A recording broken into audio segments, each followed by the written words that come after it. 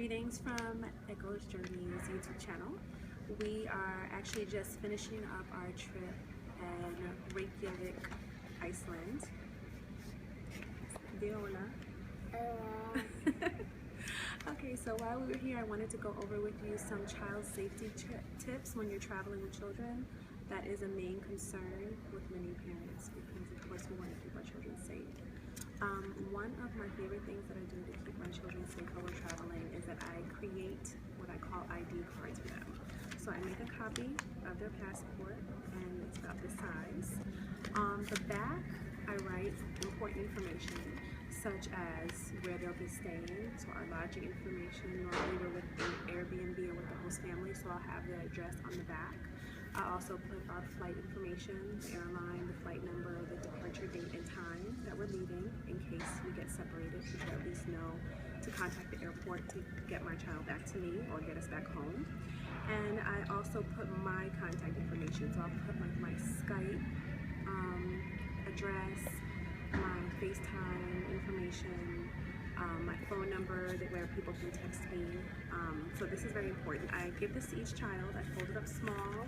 Usually I put it like in a little plastic, like I call them wallets, but like a little plastic bag with some local currency, and they are supposed to have this with them at all times. So before we're about to leave the house, I'll ask each kid, do you have your ID? And they better say yes, because it's their responsibility also to help keep themselves safe. My second tip for child safety is to give them, your child, as much responsibility as possible. So once we have found our lodging spot together, from then on, it's the child's responsibility to be able to lead us to and away from that spot.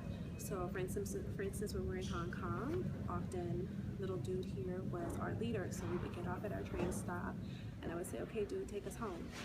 And he knew how to get us back home with or without me. If he made a mistake, I would let him make a mistake and have him correct himself. So we could get back, we would know all the door codes, where the keys are, things like that. So giving them responsibility, also having them memorize different landmarks, reading signs will help them become aware of their surrounding, and if they're separated, they can always tell authorities where we're located, in at least the vicinity. My third tip is I also go over what if I get lost scenarios. An example of this, when we were in Chile, we took the subway quite a bit, so I would tell the children, okay, what if you accidentally got off on a stop and the doors closed behind you and mommy was still on the train? What would you do? So we came up with a plan that they would go to either a ticket booth and wait there, or just sit on the closest bench and wait there, because I would come back for them. I specifically told them, do not get on the next train and come look for me. I will go to the next stop, get off, come back for you. You just need to stay in one place so I can find you.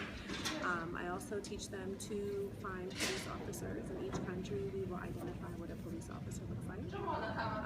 So in case they're lost, they know who the police officer is, they can go there.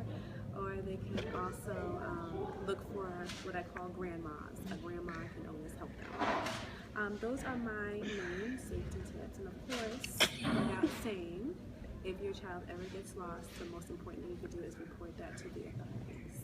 I hope these tips have been useful to you. I will hopefully be able to edit this and post everything for you on YouTube. So thanks for joining us in Iceland and joining us in our journey. And we will be posting more interesting videos on traveling.